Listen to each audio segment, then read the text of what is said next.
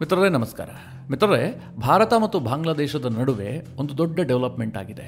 ಭಾರತ ತನ್ನ ಅಂತಿಮ ಮೆಸೇಜ್ ಅನ್ನ ಬಾಂಗ್ಲಾದೇಶಕ್ಕೆ ಕಳುಹಿಸಿದೆ. ಅಂದ್ರೆ ಬಾಂಗ್ಲಾದಲ್ಲಿ ಏನು ಮೈನಾರಿಟೀಸ್ ಮೇಲೆ ದಬ್ಬಾಳಿಕೆ ಆಗ್ತಾ ಇದೆ, ದೌರ್ಜನ್ಯ ಆಗ್ತಾ ಇದೆ, ನಿರಂತರವಾಗಿ ಅತ್ಯಾಚಾರ ಆಗ್ತಾ ಇದೆ, ಅಲ್ಲಿರುವಂತಹ ಹಿಂದೂಗಳು ಸೇರಿದಂತೆ ಅಲ್ಪಸಂಖ್ಯಾತರು ಏನಿದ್ದಾರೆ ಅವರ ಮೇಲೆ ಆಗ್ತಿರುವ ದೌರ್ಜನ್ಯದ ಕುರಿತಾಗಿ ಭಾರತ ತನ್ನ ಅಂತಿಮ ವಾರ್ನಿಂಗ್ ಅನ್ನ ಬಾಂಗ್ಲಾದೇಶಕ್ಕೆ ಕೊಟ್ಟಿದೆ. ಇದು ಬಹಳ ದೊಡ್ಡ ಡೆವಲಪ್ಮೆಂಟ್. ಮೊಹಮ್ಮದ್ ಯೂನಿಸ್ ಸರ್ಕಾರ ಬಂದ ಬಳಿಕ ಭಾರತದ ಹೈ ಲೆವೆಲ್ ಆಫೀಸರ್ ಒಬ್ಬರು ಬಾಂಗ್ಲಾಗೆ ಹೋಗಿದ್ದು, ಬಾಂಗ್ಲಾದ ಮಧ್ಯಂತರ ಸರ್ಕಾರದ ಮುಖ್ಯಸ್ಥರನ್ನ ಭೇಟಿಯಾಗಿದ್ದು, ಇದೆಲ್ಲದಕ್ಕೂ ಸಾಕಷ್ಟು ಮಹತ್ವ ಇದೆ. ಜೊತೆಗೆ ಭಾರತ ಏನ್ ಹೇಳಿದೆ, ಬಾಂಗ್ಲಾದೇಶ ಅದಕ್ಕೆ ಪ್ರತಿಯಾಗಿ ಏನ್ ಹೇಳಿದೆ, ಅದು ಕೂಡ ಸಾಕಷ್ಟು ಮಹತ್ವವನ್ನು ಪಡೆದುಕೊಂಡಿದೆ. ಅದರ ಬಗ್ಗೆ ನಿಮಗೆ ಸ್ವಲ್ಪ ಈ ವಿಡಿಯೋದಲ್ಲಿ ತಿಳಿಸ್ಕೊಡ್ತೀನಿ. ಎರಡನೇದಾಗಿ, ಈ ಹಿಂದೆ ಬಾಂಗ್ಲಾದ ವಿಚಾರವಾಗಿ ನಾನು ವಿಡಿಯೋ ಮಾಡಿದಂತಹ ಸಂದರ್ಭದಲ್ಲಿ ಅನೇಕರು ಒಂದು ಕಮೆಂಟ್ ಹಾಕಿದ್ರು, ಬಾಂಗ್ಲಾದೇಶವನ್ನ ಒಡೆದು ಎರಡು ದೇಶವನ್ನ ಮಾಡೋದಕ್ಕೆ ಭಾರತ ಪ್ಲಾನ್ ರೆಡಿ ಮಾಡ್ಕೊಂಡಿದೆಯಂತೆ. ಇದು ನಿಜಾನಾ? ಭಾರತ ಬಾಂಗ್ಲಾವನ್ನ ಒಡೆದು ಸಪರೇಟ್ ಆದಂತಹ ಒಂದು ಹಿಂದೂ ರಾಷ್ಟ್ರವನ್ನ ಸ್ಥಾಪಿಸುತ್ತಂತೆ. ಆ ರೀತಿಯಾದಂತಹ ಪ್ಲಾನ್ ನರೇಂದ್ರ ಮೋದಿ ಅವರ ಟೇಬಲ್ ಮೇಲೆ ಇದೆಯಂತೆ. ಇದ್ರ ಬಗ್ಗೆ ಸ್ವಲ್ಪ ತಿಳಿಸ್ಕೊಡಿ, ಇದು ಸಾಧ್ಯ ಆಗತ್ತಾ? ಹೀಗೆಲ್ಲ ಕೆಲವರು ಕಮೆಂಟ್ ಹಾಕಿದ್ರು. ಮಿತ್ರರೇ, ಈ ವಿಡಿಯೋದಲ್ಲಿ ಆ ಬಗ್ಗೆಯೂ ಕೂಡ ನಿಮಗೆ ತಿಳಿಸ್ಕೊಡ್ತೀನಿ. ಸಪರೇಟ್ ಆದಂತಹ ಹಿಂದೂ ದೇಶವನ್ನ ಮಾಡೋದಕ್ಕೆ ಸಾಧ್ಯ ಇದೆಯಾ? ಭಾರತ ಆ ರೀತಿಯಾದಂತಹ ಪ್ಲಾನ್ ಅನ್ನ ಮಾಡ್ಕೊಂಡಿದ್ಯಾ? ಒಂದು ವೇಳೆ ಹಾಗೆ ಮಾಡಿದ್ದೆ ಆದ್ರೆ ಭಾರತಕ್ಕೆ ಏನೇನು ಲಾಭ ಆಗುತ್ತೆ, ಏನೇನು ನಷ್ಟ ಆಗುತ್ತೆ, ಇದೆಲ್ಲದನ್ನ ಈ ವಿಡಿಯೋದಲ್ಲಿ ನಿಮಗೆ ಡೀಟೇಲ್ ಆಗಿ ತಿಳಿಸ್ಕೊಡ್ತೀನಿ. ನೀವು ಈ ವಿಡಿಯೋನ ಕೊನೆವರೆಗೂ ಮಿಸ್ ಮಾಡದೆ ನೋಡಿ. ಮೊದಲನೇದಾಗಿ ಮಿತ್ರರೇ, ಬಾಂಗ್ಲಾದೇಶದಲ್ಲಿ ಮೊಹಮ್ಮದ್ ಯೂನಿಸ್ ಸರ್ಕಾರ ಬಂದ ದಿನದಿಂದಲೂ ಕೂಡ ಅಲ್ಲಿ ಹಿಂದೂಗಳು ನೆಮ್ಮದಿಯಾಗಿ ನಿದ್ದೆ ಮಾಡ್ತಾ ಇಲ್ಲ. ಕೇವಲ ಹಿಂದೂಗಳು ಮಾತ್ರ ಅಲ್ಲ, ಬೌದ್ಧರು ಇದ್ದಾರೆ, ಕ್ರಿಶ್ಚಿಯನ್ನರು ಇದ್ದಾರೆ. ಇವರೆಲ್ಲರಿಗೂ ಕೂಡ ಒಂದಲ್ಲ ಒಂದು ರೀತಿಯಲ್ಲಿ ತೊಂದರೆ ಆಗ್ತಾ ಇದೆ. ಆದ್ರೆ ಮೈನ್ ಟಾರ್ಗೆಟ್ ಆಗಿರುವಂತದ್ದು ಹಿಂದೂಗಳು. ಅಲ್ಲಿನ ಇಸ್ಕಾನ್ ಸಂಸ್ಥೆಯನ್ನು ಕೂಡ ಟಾರ್ಗೆಟ್ ಮಾಡಲಾಗಿದೆ. ಯಾಕೆ ಕೇಳಿದ್ರೆ, ಬಾಂಗ್ಲಾದಲ್ಲಿ ಹಿಂದೂಗಳು ರಕ್ಷಣೆ ಪಡಿತಾ ಇರುವಂತದ್ದು ಇಸ್ಕಾನ್ ಸಂಸ್ಥೆಯಿಂದ. ಹಿಂದೂಗಳ ಪರವಾಗಿ ಜಾಗತಿಕ ಧ್ವನಿ ಏನಾದರೂ ಕೇಳಿ ಬರ್ತಾ ಇದ್ರೆ ಅದು ಇಸ್ಕಾನ್ ಕಾರಣದಿಂದಾಗಿ. ಯಾಕಂದ್ರೆ ಇಸ್ಕಾನ್ನ ಸಂಸ್ಥೆಗಳು ಇವತ್ತು ವಿಶ್ವದ ಬಹುತೇಕ ದೇಶಗಳಲ್ಲಿದ್ದಾವೆ. ಹೀಗಾಗಿ ಇಸ್ಕಾನ್ ಒಂದು ಗ್ಲೋಬಲ್ ವಾಯ್ಸ್ ಆಗಿದೆ. ಬಾಂಗ್ಲಾದೇಶದಲ್ಲಿ ಏನಾಗ್ತಾ ಇದೆ ಅದನ್ನ ವಿಶ್ವಕ್ಕೆ ಮುಟ್ಟಿಸುವಂತಹ ಕೆಲಸವನ್ನ ಇಸ್ಕಾನ್ ಸಂಸ್ಥೆ ಮಾಡುತ್ತೆ. ಹೀಗಾಗಿ ಇಸ್ಕಾನನ್ನೇ ಮುಚ್ಚಿ ಬಿಡಬೇಕು, ಇಸ್ಕಾನ್ ಅವರನ್ನ ದೇಶದಿಂದ ಹೊರಹಾಕಬೇಕು ಅಂತ ಬಾಂಗ್ಲಾದಲ್ಲಿ ಒಂದು ದೊಡ್ಡ ಷಡ್ಯಂತ್ರ ನಡೀತು. ಮೊಹಮ್ಮದ್ ಯೂನಿಸ್ ನೇತೃತ್ವದಲ್ಲಿ ಆ ಷಡ್ಯಂತ್ರ ಆಗಿತ್ತು. ಅದಕ್ಕೋಸ್ಕರವಾಗಿ ಇಸ್ಕಾನ್ ವಿರುದ್ಧ ಪ್ರತಿಭಟನೆಗಳಾಗಿದ್ದು, ಇಸ್ಕಾನ್ ಸನ್ಯಾಸಿಗಳನ್ನ ಬಂಧಿಸುವಂತಹ ಕೆಲಸ ಆಯಿತು.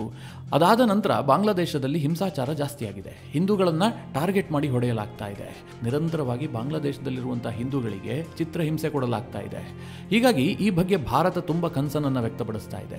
ಭಾರತ ಸರ್ಕಾರ ಪದೇ ಪದೇ ಬಾಂಗ್ಲಾದೇಶಕ್ಕೆ ಒಂದು ಎಚ್ಚರಿಕೆ ಕೊಡುವಂತಹ ಕೆಲಸ ಮಾಡ್ತಾ ಇತ್ತು. ಅಲ್ಲಿರುವಂತಹ ಹಿಂದೂಗಳ ವಿಚಾರದಲ್ಲಿ ನೀವು ಸೂಕ್ತ ಕ್ರಮವನ್ನು ಕೈಗೊಳ್ಳಬೇಕು, ಅವರಿಗೆ ಬದುಕುವ ಹಕ್ಕಿದೆ, ಅವರ ಬದುಕುವ ಹಕ್ಕನ್ನು ನೀವು ಖಾತ್ರಿಪಡಿಸಬೇಕು ಅಂತ ಹೇಳಿ ಭಾರತ ಸರ್ಕಾರ ಪದೇ ಪದೇ ಮೆಸೇಜ್ ಕಳುಹಿಸ್ತಾ ಇತ್ತು. ಆದರೆ ಬಾಂಗ್ಲಾದ ಮೊಹಮ್ಮದ್ ಯೂನಿಸ್ ಸರ್ಕಾರ ಏನ್ ಮಾಡ್ತಾ ಇತ್ತು, ನಮಗೆ ನೀವೇನ್ ಬುದ್ಧಿ ಹೇಳೋದು, ನೀವು ನಮಗೆ ಬುದ್ಧಿ ಹೇಳುವಷ್ಟು ದೊಡ್ಡವರ, ಈ ರೀತಿಯಾದಂತಹ ಟೋನ್ ನಲ್ಲಿ ಬಾಂಗ್ಲಾದೇಶದ ಮೊಹಮ್ಮದ್ ಯೂನಿಸ್ ಸರ್ಕಾರ ಮಾತನಾಡ್ತಾ ಇತ್ತು. ಮಿತ್ರರ, ಎರಡು ದೇಶಗಳ ನಡುವೆ ಯಾವ ಮಟ್ಟಿನ ಟೆನ್ಷನ್ ಇತ್ತು ಕೇಳಿದ್ರೆ, ಭಾರತದ ಗಡಿಯಲ್ಲಿ ಅವರು ಟರ್ಕಿಯಿಂದ ಖರೀದಿ ಮಾಡಿದ್ರಲ್ಲ TB2 ಬೈರೆಕ್ಟರ್ ಡ್ರೋನ್ಗಳು, ಇವುಗಳನ್ನು ನಿಯೋಜನೆ ಮಾಡಿದ್ರು. ಅಂದ್ರೆ ಭಾರತದ ಮೇಲೆ ನಿಗಾ ಇಡೋದಕ್ಕೆ, ಸರ್ವಿಲೆನ್ಸ್ ಮಾಡೋದಕ್ಕೆ. ಭಾರತ ಅದಕ್ಕೆ ಪ್ರತಿಯಾಗಿ ಏನ್ ಮಾಡ್ತು, ಬಾಂಗ್ಲಾ ಮತ್ತು ಪಶ್ಚಿಮ ಬಂಗಾಳದ ಗಡಿ ಉದ್ದಕ್ಕೂ ಕೂಡ ದೊಡ್ಡ ಪ್ರಮಾಣದಲ್ಲಿ ಸೇನೆಯನ್ನ ಹೆಚ್ಚು ಮಾಡಿತು. ಝೀರೋ ಲೈನ್ಗೆ ನಮ್ಮ ಸೇನೆ ಹೋಗಿ ನಿಂತ್ಕೊಳ್ತು. ಹೀಗೆ ಅನೇಕ ಡೆವಲಪ್ಮೆಂಟ್ಗಳು ದಿನ ದಿನ ಆಗ್ತಾ ಇದ್ವು. ಇದರ ನಡುವೆ ಭಾರತ ಅಂತಿಮವಾದಂತಹ ಒಂದು ಮೆಸೇಜ್ ಅನ್ನ ಬಾಂಗ್ಲಾಗೆ ಪಾಸ್ ಮಾಡಿದೆ. ಅದು ಕೂಡ ಭಾರತದ ಫಾರಿನ್ ಸೆಕ್ರೆಟರಿ ಮೂಲಕವಾಗಿ. ನಿಮಗೆಲ್ಲ ಗೊತ್ತಿರುವ ಹಾಗೆ ಭಾರತದ ವಿದೇಶಾಂಗ ಇಲಾಖೆಯ ಕಾರ್ಯದರ್ಶಿಯಾದಂತಹ ವಿಕ್ರಮ್ ಮಿಸ್ತ್ರಿ ಬಾಂಗ್ಲಾದೇಶ ಪ್ರವಾಸ ಮಾಡಿದ್ರು. ಡಿಸೆಂಬರ್ 9ನೇ ತಾರೀಕು ಅವರು ಬಾಂಗ್ಲಾಗೆ ಹೋಗಿದ್ರು. ಬಾಂಗ್ಲಾದಲ್ಲಿ ಕೇವಲ ಅಲ್ಲಿನ ಫಾರಿನ್ ಸೆಕ್ರೆಟರಿಯನ್ನ ಭೇಟಿಯಾಗಿ ಬಂದಿಲ್ಲ, ಬದಲಾಗಿ ಅಲ್ಲಿನ ವಿದೇಶಾಂಗ ಸಚಿವರು, ಅಂದ್ರೆ ಈಗ ಮಧ್ಯಂತರ ಸರ್ಕಾರ ರಚನೆ ಆಗಿದೆಯಲ್ಲ, ಅದರಲ್ಲೊಬ್ಬ ವಿದೇಶಾಂಗ ಸಚಿವ ಇದ್ದಾನೆ, ಆತನನ್ನು ಕೂಡ ಇವರು ಭೇಟಿಯಾಗಿದ್ದಾರೆ. ಜೊತೆಗೆ ಬಾಂಗ್ಲಾದೇಶದ ಸದ್ಯ ಪ್ರಧಾನಿಯಾಗಿದ್ದಾನಲ್ಲ ಮೊಹಮ್ಮದ್ ಯೂನಿಸ್, ಆತನನ್ನು ಕೂಡ ಇವರು ಭೇಟಿಯಾಗಿ ಬಂದಿದ್ದಾರೆ. ಈ ಭೇಟಿ ವೇಳೆ ಭಾರತದಲ್ಲಿರುವಂತಹ ನರೇಂದ್ರ ಮೋದಿ ಸರ್ಕಾರದ ಅಂತಿಮ ನಿರ್ಧಾರ, ಅಂದ್ರೆ ನಾವು ಬಾಂಗ್ಲಾದೇಶದ ವಿಚಾರದಲ್ಲಿ ಏನೇನನ್ನ ಬಯಸ್ತಾ ಇದ್ದೀವಿ, ನಿಮ್ಮಿಂದ ನಾವು ಎಕ್ಸ್ಪೆಕ್ಟ್ ಮಾಡ್ತಿರೋದು ಏನು, ನೀವು ಯಾವ ರೀತಿಯಾಗಿ ನಡೆದುಕೊಳ್ಳಬೇಕು, ಇಲ್ಲದೆ ಹೋದ್ರೆ ಭಾರತ ಏನ್ ಕ್ರಮ ಕೈಗೊಳ್ಳುತ್ತೆ, ಇದೆಲ್ಲದರ ಬಗ್ಗೆ ಬಹಳ ಸ್ಪಷ್ಟವಾಗಿ ಬಾಂಗ್ಲಾದ ಸರ್ಕಾರಕ್ಕೆ ಮನವರಿಕೆ ಮಾಡಿಕೊಟ್ಟು ಬಂದಿದ್ದಾರೆ. ನೀವು ಒಂದನ್ನ ಗಮನಿಸಿ, ಭಾರತದ ಫಾರಿನ್ ಸೆಕ್ರೆಟರಿ ಬಾಂಗ್ಲಾಗೆ ಹೋದ್ರು, ಬಾಂಗ್ಲಾದಲ್ಲಿ ಎಲ್ಲರನ್ನ ಭೇಟಿಯಾದ್ರು, ಆನಂತರ ಒಂದು ಪತ್ರಿಕಾಗೋಷ್ಠಿಯನ್ನು ಕೂಡ ನಡೆಸಿದ್ರು. ಇದೆಲ್ಲ ಆದ್ರೂ ಕೂಡ ತುಂಬಾ ನೆಗೆಟಿವ್ ಆದಂತಹ ಹೆಡ್ಲೈನ್ ಇರುವಂತಹ ಯಾವುದೇ ಸುದ್ದಿಗಳು ಬರ್ತಾ ಇಲ್ಲ. ಅಂದ್ರೆ ಬಾಂಗ್ಲಾದೇಶ ಕೂಡ ಒಂದು ಹಂತಕ್ಕೆ ಮೆತ್ತಗಾಗಿದೆ. ಬಾಂಗ್ಲಾದೇಶದ ಸರ್ಕಾರ ಕೂಡ ಭಾರತದ ಬಗ್ಗೆ ಬಹಳ ದೊಡ್ಡ ಮಟ್ಟದ ಹೇಳಿಕೆ ಕೊಡುವಂತಹ ಧೈರ್ಯವನ್ನ ಮಾಡಿಲ್ಲ. ಯಾಕೆಂದ್ರೆ ಭಾರತದ ಮೆಸೇಜ್ ಅಷ್ಟು ಸ್ಟ್ರಾಂಗ್ ಆಗಿತ್ತು. ನೀವೀಗ ಹೆಚ್ಚು ಬಾಲ ಬಿಚ್ಚಿದ್ದೆ ಆದ್ರೆ ಭಾರತ ಇನ್ನೊಂದು ಹೆಜ್ಜೆ ಮುಂದಿಡುತ್ತೆ, ಈ ಸಂದೇಶವನ್ನ ನರೇಂದ್ರ ಮೋದಿ ಸರ್ಕಾರ ಕೊಟ್ಟಿದೆ. ಇಲ್ಲದೆ ಹೋದ್ರೆ ಬಾಂಗ್ಲಾದೇಶ ಏನು ಸುಮ್ಮನೆ ಇರ್ತಿರ್ಲಿಲ್ಲ. ಆದ್ರೆ ಬಾಂಗ್ಲಾದೇಶವು ಕೂಡ ಭಾರತಕ್ಕೆ ಕೆಲವೊಂದಷ್ಟು ಮನವಿಯನ್ನ ಮಾಡಿಕೊಂಡಿದೆ. ನಿಮ್ಮ ಮಾಧ್ಯಮಗಳಲ್ಲಿ ವಿಪರೀತವಾದಂತಹ ಸುದ್ದಿಯನ್ನು ಪ್ರಕಟಿಸ್ತಾ ಇದ್ದೀರಿ, ಅದೆಲ್ಲವೂ ಕೂಡ ಬಾಂಗ್ಲಾದ ಹಿತಾಸಕ್ತಿಗೆ ವಿರುದ್ಧವಾಗಿದೆ. ಬಾಂಗ್ಲಾದೇಶ ಅದನ್ನೆಲ್ಲ ಬಯಸೋದಿಲ್ಲ. ಬಾಂಗ್ಲಾದೇಶ ಒಂದು ಸರ್ವತಂತ್ರ ಸ್ವತಂತ್ರವಾದಂತಹ ದೇಶ. ನಿಮ್ಮ ಮಾಧ್ಯಮಗಳಲ್ಲಿ ನಿರಂತರವಾಗಿ ಬಾಂಗ್ಲಾದ ವಿರುದ್ಧ ಸುದ್ದಿಗಳು ಬರ್ತಾ ಇದೆ, ಬಾಂಗ್ಲಾದಲ್ಲಿರುವಂತಹ ಮೈನಾರಿಟೀಸ್ ಮೇಲೆ ದಬ್ಬಾಳಿಕೆ ಆಗ್ತಾ ಇದೆ ಅಂತ ಸುದ್ದಿ ಪ್ರಕಟ ಮಾಡ್ತಾ ಇದ್ರಿ. ಇದೆಲ್ಲ ವಾಸ್ತವತೆಗೆ ದೂರವಾಗಿದೆ. ಆಗ ಭಾರತದ ವಿದೇಶಾಂಗ ಇಲಾಖೆಯ ಕಾರ್ಯದರ್ಶಿಯಾದಂತಹ ವಿಕ್ರಮ್ ಮಿಸ್ತ್ರಿ ಹೇಳ್ತಾರೆ, ಭಾರತದಲ್ಲಿ ಪತ್ರಿಕಾ ಸ್ವಾತಂತ್ರ್ಯ ಇದೆ, ನಮ್ಮಲ್ಲಿ ನಾವು ಪತ್ರಿಕೆ ಸಂಖ್ಯೆಯನ್ನ ರೆಗ್ಯುಲೇಟ್ ಮಾಡೋದಕ್ಕೆ ಸಾಧ್ಯ ಇಲ್ಲ. ಎಲ್ಲಿಯವರೆಗೆ ಬಾಂಗ್ಲಾದೇಶದಿಂದ ಕೆಟ್ಟ ಕೆಟ್ಟ ವಿಡಿಯೋಗಳು ಬರ್ತಾ ಇರ್ತವೋ, ಅಂದ್ರೆ ಹಿಂದೂಗಳ ಮೇಲೆ ದಬ್ಬಾಳಿಕೆ ಆದಂತಹ ವಿಡಿಯೋಗಳು, ಆ ರೀತಿಯ ಫೋಟೋಗಳು ಬರ್ತಾ ಇರ್ತವೋ, ಅಲ್ಲಿವರೆಗೂ ಕೂಡ ಭಾರತದಲ್ಲಿ ಈ ರೀತಿಯ ಸುದ್ದಿಗಳು ಪ್ರಸಾರ ಆಗ್ತಾ ಇರ್ತವೆ. ನಿಮ್ಮ ದೇಶದಲ್ಲಿ ಕಂಪ್ಲೀಟ್ ಆಗಿ ಶಾಂತಿ ನೆಲೆಸಿ ಹಿಂದೂಗಳು ನೆಮ್ಮದಿಯಾಗಿದ್ರೆ ಭಾರತದ ಮಾಧ್ಯಮಗಳಿಗೆ ಎಲ್ಲಿ ವಿಜುವಲ್ಸ್ ಸಿಗುತ್ತೆ, ಎಲ್ಲಿ ಫೋಟೋಸ್ ಸಿಗುತ್ತೆ? ಅವ್ರು ಯಾಕೆ ಆ ರೀತಿಯ ಸುದ್ದಿಗಳನ್ನು ಮಾಡ್ತಾರೆ?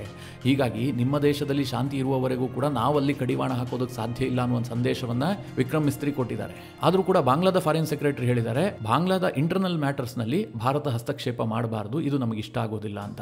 ಇದೇ ಮಿತ್ರರೇ ಬಾಂಗ್ಲಾದಿಂದ ಬಂದಂತಹ ದೊಡ್ಡ ಸ್ಟೇಟ್ಮೆಂಟ್. ಇದರ ಆಚೆಗೆ ಬಾಂಗ್ಲಾದ ಮೊಹಮ್ಮದ್ ಯುನಿಸ್ ಆಗಲಿ ಬೇರೆ ಯಾರೂ ಕೂಡ ಭಾರತದ ಫಾರಿನ್ ಸೆಕ್ರೆಟರಿ ವಿಸಿಟ್ ಬಗ್ಗೆ ಏನು ಕಮೆಂಟ್ ಮಾಡಿಲ್ಲ. ಅಷ್ಟರ ಮಟ್ಟಿಗೆ ಬಾಂಗ್ಲಾ ಮೆತ್ತಗಾಗಿದೆ. ಇನ್ನೊಂದು ವಿಚಾರ, ನಾನು ಆಗ್ಲೇ ಹೇಳಿದೆ, ಬಾಂಗ್ಲಾವನ್ನ ತುಂಡು ಮಾಡುವಂತಹ ಕೆಲಸವನ್ನ ಭಾರತ ಮಾಡುತ್ತಾ, ಸಪರೇಟ್ ಆದಂತಹ ಹಿಂದೂ ರಾಷ್ಟ್ರವನ್ನ ನಿರ್ಮಾಣ ಮಾಡುತ್ತಾ?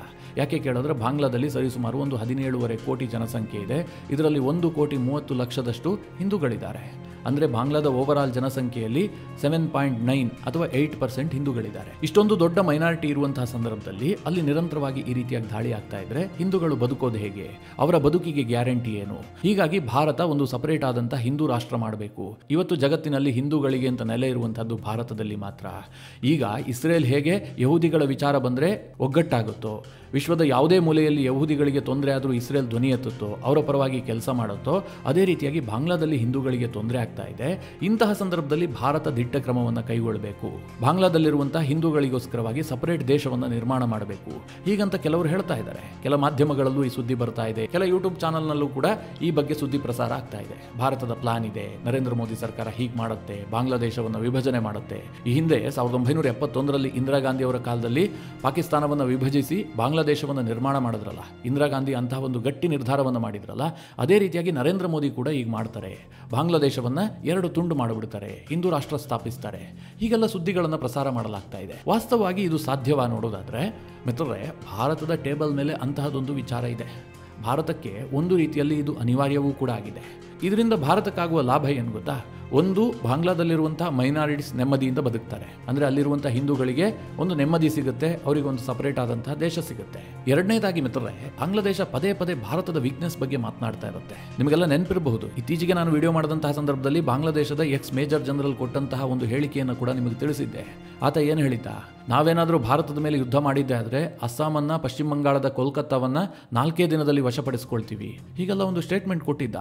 ಇನ್ನು ಕೆಲ ಬಾಂಗ್ಲಾದ ಈ ಎಕ್ಸ್ಟ್ರೀಮಿಸ್ಟ್ಗಳು ಭಾರತದ ಚಿಕನ್ ನೆಕ್ ಅನ್ನ ಕಟ್ ಮಾಡ್ಬಿಡ್ತೀವಿ, ಇಡೀ ನಾರ್ತ್ ಈಸ್ಟ್ ಅನ್ನ ಭಾರತದಿಂದ ಬೇರೆ ಮಾಡ್ಬಿಡ್ತೀವಿ, ಹೀಗೆಲ್ಲ ಕಮೆಂಟ್ ಮಾಡ್ತಾ ಇರ್ತಾರೆ. ಯಾಕೆ ಕೇಳಿದ್ರೆ ಭಾರತದ ವೀಕ್ನೆಸ್ ಇರುವಂತಹದ್ದು ಚಿಕನ್ ನೆಕ್ ನಲ್ಲಿ. ನಿಮಗೆಲ್ಲ ಗೊತ್ತು, ಸಿಲಿಗುರಿ ಕಾರಿಡಾರ್, ಪಶ್ಚಿಮ ಬಂಗಾಳದಲ್ಲಿ ಬರುವಂತಹ ಈ ಸಿಲಿಗುರಿ ಕಾರಿಡಾರ್ ಏನಿದೆ, ಕೇವಲ ಒಂದು 20 ಕಿಲೋಮೀಟರ್ ವ್ಯಾಪ್ತಿಯ ಕಾರಿಡಾರ್. ಭಾರತದ ಮುಖ್ಯ ಭೂಭಾಗಕ್ಕೂ ಮತ್ತು ನಮ್ಮ ನಾರ್ತ್ ಈಸ್ಟ್ಗೂ ಕನೆಕ್ಟ್ ಮಾಡುವಂತಹ ಒಂದು ಚಿಕ್ಕದಾದಂತಹ ಪ್ರದೇಶ. ಇದು ಭಾರತದ ಅತ್ಯಂತ ವೀಕ್ ಪಾಯಿಂಟ್. ಬಾಂಗ್ಲಾದೇಶದವ್ರಿಗೂ ಈ ವೀಕ್ ಪಾಯಿಂಟ್ ಇಟ್ಕೊಂಡೇ ಮಾತನಾಡ್ತಾ ಇರ್ತಾರೆ. ನಮ್ಮ ವಿಚಾರಕ್ಕೆ ಬಂದರೆ ನಾವು ಇದನ್ನು ಕಟ್ ಮಾಡಿಬಿಡ್ತೀವಿ, ನಾವು ಬೇಕಾದರೆ ಚೈನಾಗೆ ಸಪೋರ್ಟ್ ಮಾಡ್ತೀವಿ, ಈ ರೀತಿಯ ಸ್ಟೇಟ್ಮೆಂಟ್ಗಳು ಬರ್ತಾ ಇರುತ್ತೆ. ಈಗ ಮಿತ್ರರೇ, ಭಾರತ ಏನಾದರೂ ಹಿಂದೂ ರಾಷ್ಟ್ರ ಸ್ಥಾಪನೆ ಮಾಡಿದ್ದೆ ಆದರೆ ಈ ಸಿಲಿಗುರಿ ಕಾರಿಡಾರ್ ಪಕ್ಕದಲ್ಲಿರುವಂತಹ ಬಾಂಗ್ಲಾದೇಶದ ಭೂಭಾಗವನ್ನು ಬಾಂಗ್ಲಾದೇಶದಿಂದ ಸಪರೇಟ್ ಮಾಡುತ್ತೆ. ಆಗ ಒಂದು ಸಪರೇಟ್ ಆದಂತಹ ಒಂದು ಬಫರ್ ಸ್ಟೇಟ್ ನಿರ್ಮಾಣ ಆಗುತ್ತೆ. ಸ್ಟೇಟ್ ಅಂತಂದ್ರೆ ಇದು ಭಾರತದೊಂದಿಗೆ ಸೇರ್ಕೊಳ್ಳೋದಿಲ್ಲ, ಭಾರತ ಅದನ್ನು ತನ್ನ ದೇಶದೊಂದಿಗೆ ವಿಲೀನವನ್ನು ಕೂಡ ಮಾಡ್ಕೊಳ್ಳೋದಿಲ್ಲ. ಹಾಗೇನಾದರೂ ಮಾಡ್ಕೊಂಡಿದ್ದೆ ಆದರೆ ಅದು ಮೂರ್ಖತನ ಆಗ್ಬಿಡುತ್ತೆ. ಮಾಡ್ಕೋಬಾರ್ದು. ಅವರಿಗೆ ಸಪರೇಟ್ ಆದಂತಹ ಒಂದು ದೇಶವನ್ನು ಕಲ್ಪಿಸಬೇಕು, ಅದು ಸಪರೇಟ್ ಆಗಿ ಹಿಂದೂ ರಾಷ್ಟ್ರ ಆಗಿರಬೇಕು. ಅವರ ಸೆಕ್ಯೂರಿಟಿಯನ್ನು ಭಾರತವೇ ನೋಡ್ಕೊಳ್ಬೇಕು. ಯಾಕೆಂದ್ರೆ ನೀವು ಹೊಸ ರಾಷ್ಟ್ರವನ್ನ ನಿರ್ಮಿಸಿ ಅವರಿಗೆ ಪೂರ್ಣ ಅಧಿಕಾರವನ್ನು ಕೊಟ್ಟುಬಿಟ್ರೆ ಆ ದೇಶ ಹೆಚ್ಚು ಕಾಲ ಉಳಿಯುವಂತಹದ್ದು ಕಷ್ಟ. ಯಾಕೆಂದ್ರೆ ಸೈನಿಕ ಶಕ್ತಿ ಇರೋದಿಲ್ಲ, ಆರ್ಥಿಕ ಶಕ್ತಿ ಇರೋದಿಲ್ಲ, ವಿಭಜನೆ ಆದಂತಹ ಸಂದರ್ಭದಲ್ಲಿ ಅನೇಕ ಸಮಸ್ಯೆಗಳಿರ್ತವೆ. ಅಂತಹ ಸಂದರ್ಭದಲ್ಲಿ ನೀವು ಸೈನಿಕವಾಗಿ ಅವರನ್ನು ರಕ್ಷಣೆ ಮಾಡಬೇಕು, ಆದರೆ ಅವರು ಸಪರೇಟ್ ಆಗಿ ಎದ್ದು ನಿಲ್ಲುವಂತೆ ನೀವು ಮಾಡಬೇಕು.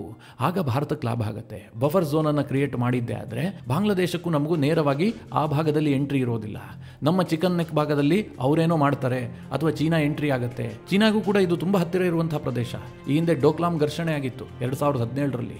ಭಾರತ ಆಗ ಚೀನಾ ಮೇಲೆ ತುಂಬಾ ಒತ್ತಡ ಹಾಕ್ತು. ಯಾಕೆ ಕೇಳಿದ್ರೆ ಒಂದು ಕಡೆ ಭೂತಾನ್ ಇದೆ, ಇನ್ನೊಂದು ಕಡೆ ನಮ್ಮ ಸಿಕ್ಕಿಂ ಇದೆ, ಸ್ವಲ್ಪ ಈ ಕಡೆಗೆ ಸಿಲಿಗುರಿ ಕಾರಿಡಾರ್ ಇದೆ. ಅಂತಹ ಒಂದು ಸೂಕ್ಷ್ಮ ಪ್ರದೇಶದಲ್ಲಿ ಚೀನಾ ಎಂಟ್ರಿ ಆಗೋದಕ್ಕೆ ಬಯಸ್ತಾ ಇತ್ತು. ಭೂತಾನ್ನ ಬಹುಭಾಗವನ್ನು ಅವರು ವಶಕ್ಕೆ ಪಡೆದು ಅಲ್ಲಿ ಮೂಲಭೂತ ಸೌಕರ್ಯವನ್ನು ಅಭಿವೃದ್ಧಿ ಮಾಡ್ತಾ ಇದ್ರು. ಈ ಬಗ್ಗೆ ಭಾರತ ಬಹಳ ಆತಂಕಗೊಂಡಿತ್ತು. ಚೀನಾ ಮೇಲೆ ನಿರಂತರವಾಗಿ ಒತ್ತಡ ಹಾಕಿ ಡೋಕ್ಲಾಂನಿಂದ ಚೀನಾ ಸೇನೆಯನ್ನು ವಾಪಸ್ ಕರೆಸಿಕೊಳ್ಳುವಂತೆ ನೋಡ್ಕೊಳ್ತು. ಅಂದರೆ ನಮಗೆ ಚಿಕನ್ ನೆಕ್ ಇದೆಯಲ್ಲ ಅಷ್ಟು ಇಂಪಾರ್ಟೆಂಟ್ ಆಗುತ್ತೆ, ಅಷ್ಟು ಸೂಕ್ಷ್ಮ ಪ್ರದೇಶ. ಈಗ ಬಾಂಗ್ಲಾ ಮತ್ತು ಚೀನಾ ಒಟ್ಟಾಗ್ಬಿಟ್ಟು ಈ ಚಿಕನ್ ನೆಕ್ಗೆ ಆತಂಕ ತಂದಿದ್ದೆ ಆದರೆ ಭಾರತಕ್ಕೆ ಬಹಳ ದೊಡ್ಡ ತೊಂದರೆ ಆಗುತ್ತೆ. ನಮ್ಮ ನಾರ್ತ್ ಈಸ್ಟ್ನ ವಿಚಾರದಲ್ಲಿ ಬಹಳ ಸಮಸ್ಯೆ ಆಗುತ್ತೆ. ಈ ಕಾರಣದಿಂದ ಮಧ್ಯದಲ್ಲಿ ಒಂದು ಬಫರ್ ಸ್ಟೇಟ್ ನಿರ್ಮಾಣ ಆದರೆ ಅಲ್ಲಿ ಹಿಂದೂಗಳು ನೆಮ್ಮದಿಯಾಗಿ ಬದುಕಬಹುದು. ಈಗ ಬಾಂಗ್ಲಾದಲ್ಲಿ 1,30,00,000 ಹಿಂದೂಗಳಿದ್ದಾರಲ್ಲ, ಅವರೆಲ್ಲರೂ ಅಲ್ಲಿ ಬಂದು ವಾಸ ಮಾಡಬಹುದು. ಆದರೆ ಇದು ಹೇಳದಷ್ಟು ಸುಲಭ ಅಲ್ಲ. ಇದು ಇವತ್ತು ನಾಳೆ ಆಗುವಂಥ ವಿಚಾರವ ಕೇಳಿದ್ರೆ ಖಂಡಿತವಾಗ್ಲೂ ಅಲ್ಲ. ಸದ್ಯ ಮಿತ್ರರೇ, ಬಾಂಗ್ಲಾ ಮತ್ತು ಭಾರತದ ನಡುವೆ ಏನು ಟೆನ್ಷನ್ ಇದೆಯಲ್ಲ, ಬಾಂಗ್ಲಾದಲ್ಲಿ ನಿರಂತರವಾಗಿ ಹಿಂದೂಗಳ ಮೇಲೆ ದಬ್ಬಾಳಿಕೆ ಆಗ್ತಾ ಇದೆ ಅಂತ ವಿಶ್ವಮಟ್ಟದಲ್ಲಿ ಭಾರತ ಸುದ್ದಿ ಮಾಡ್ತಾ ಇದೆಯಲ್ಲ, ಇದನ್ನು ಇನ್ನಷ್ಟು ಜಾಸ್ತಿ ಮಾಡಬೇಕು. ಇದು ಕೇವಲ ಒಂದೆರಡು ರಾಷ್ಟ್ರಗಳಿಗೆ ತಲುಪುವಂಥದ್ದಲ್ಲ. ವಿಶ್ವಸಂಸ್ಥೆಯಲ್ಲೂ ಕೂಡ ಈ ವಿಚಾರಗಳು ಹೆಚ್ಚೆಚ್ಚು ಪ್ರಸ್ತಾಪ ಆಗಬೇಕು. ಅಂತಾರಾಷ್ಟ್ರೀಯವಾಗಿ ಇದನ್ನು ಗಮನ ಸೆಳೀಬೇಕು. ಬೇರೆ ಬೇರೆ ದೇಶಗಳಿಗೂ ಅನಿಸೋದಕ್ಕೆ ಶುರುವಾಗಬೇಕು, ಹೌದು ಬಾಂಗ್ಲಾದೇಶದಲ್ಲಿ ಹಿಂದೂಗಳು ಬದುಕೋದಕ್ಕೆ ಸಾಧ್ಯ ಆಗ್ತಾ ಇಲ್ಲ. ಅಮೆರಿಕಾಗೂ ಅನಿಸ್ಬೇಕು, ರಷ್ಯಾಗೂ ಅನಿಸ್ಬೇಕು, ಚೈನಾಗ್ ಬಿಡಿ ಅನಿಸೋದಿಲ್ಲ. ಚೈನಾ ಯಾವತ್ತಿದ್ರೂ ಇಂತಹ ಪರಿಸ್ಥಿತಿಯಲ್ಲಿ ಬಾಂಗ್ಲಾಗೆ ಸಪೋರ್ಟ್ ಮಾಡುತ್ತೆ. ಉಳಿದಂತೆ ಬೇರೆ ಬೇರೆ ದೇಶಗಳು, ಮುಖ್ಯವಾಗಿ ಪಾಶ್ಚಿಮಾತ್ಯ ದೇಶಗಳಿಗೆ ಹೀಗೆ ಅನಿಸೋದಕ್ಕೆ ಶುರುವಾದರೆ ನಾಳೆ ಭಾರತ ಏನಾದರೂ ಎಕ್ಸ್ಟ್ರೀಮ್ ಸ್ಟೆಪ್ ಅನ್ನು ತೆಗೆದುಕೊಂಡ್ರೆ, ಅಂದರೆ ಬಾಂಗ್ಲಾವನ್ನು ವಿಭಜಿಸುವಂತಹ ತೀರ್ಮಾನ ಕೈಗೊಂಡಿದ್ದೆ ಆದರೆ ಅಂತಾರಾಷ್ಟ್ರೀಯ ಒತ್ತಡಗಳು ಉಂಟಾಗೋದಿಲ್ಲ.